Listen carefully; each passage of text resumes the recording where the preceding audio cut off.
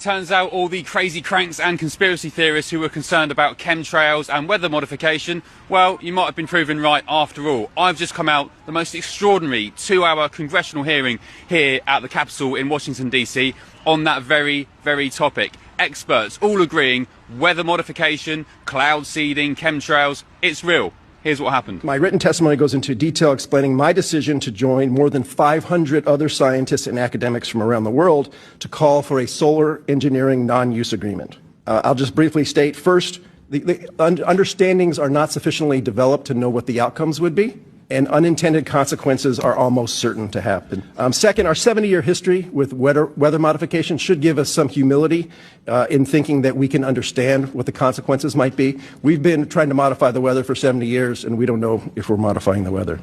And finally, we have one Earth, and experimenting on it carries considerable risks. I have likened geoengineering to risky gain-of-function research on viruses with uncertain benefits and catastrophic risks. Now, the federal government has been involved in cloud seeding since the 1940s. Using the planet as a test monkey for emerging technologies poses all sorts of risks. Among these that have been highlighted by the EPA are stratospheric ozone depletion, acid rain, and reduced crop yields. There's also the question of whether such large-scale climate interventions is even necessary given the uncertainties regarding climate change.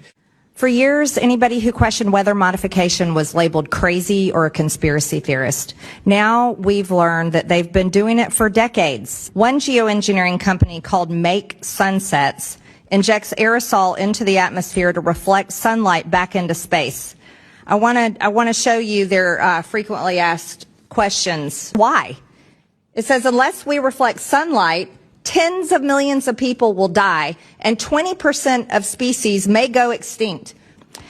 These climate activists have come so far that they are actively trying to inject chemicals into the air to block the rays of the sun from hitting the earth.